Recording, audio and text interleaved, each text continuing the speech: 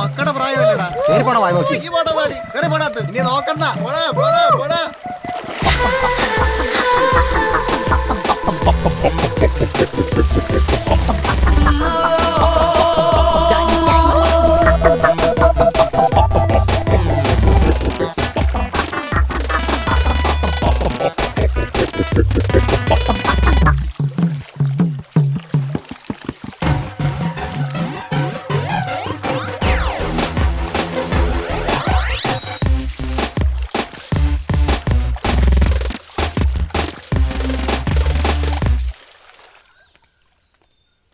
Hello sir.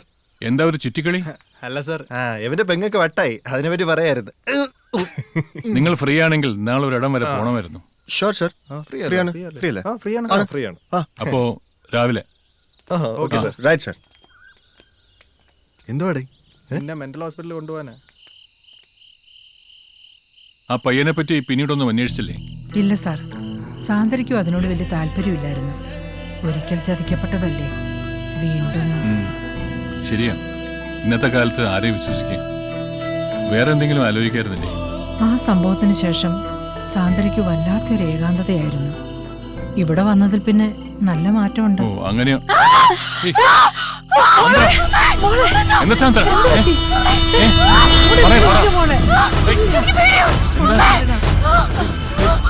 Sandra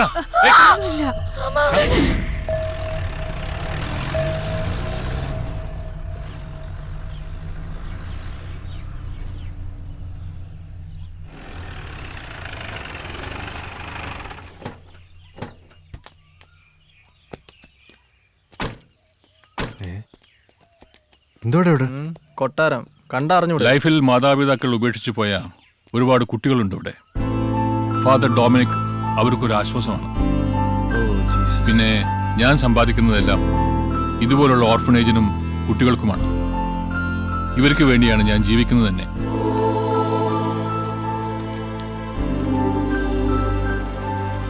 നമസ്തേ father.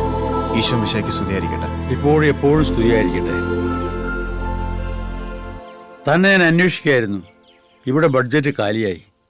പതിവായിട്ട് വരാറുള്ള സംഭാവനകൾ തന്നെ വൈകുന്നു.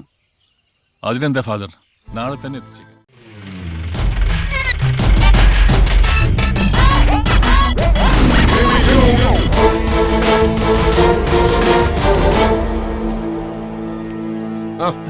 നമസ്കാരം സാർ. സുഖമാണോ?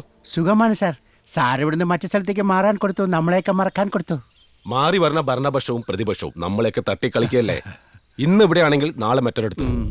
എവിടെയായാലും സത്യസന്ധമായി നമ്മുടെ കർത്തവ്യം നിർവഹിക്കുക. സാധാരണ വീടുകളിൽ നടക്കുന്നതാണല്ലോ ഇപ്പോൾ നിയമസഭയിലും. അത് ചാനലിലൂടെ ജനങ്ങളിലും എത്താൻ കൊടുക്കുന്നു. അതുപോട്ടെ, സാർ ഏത് വിലയിലാ ഒന്ന് കാണണം. ആ പഴയ കോട്ടേജിൽ തന്നെ. അത് ഔട്ട്സൈഡേഴ്സിന് കൊടുക്കില്ല സാർ.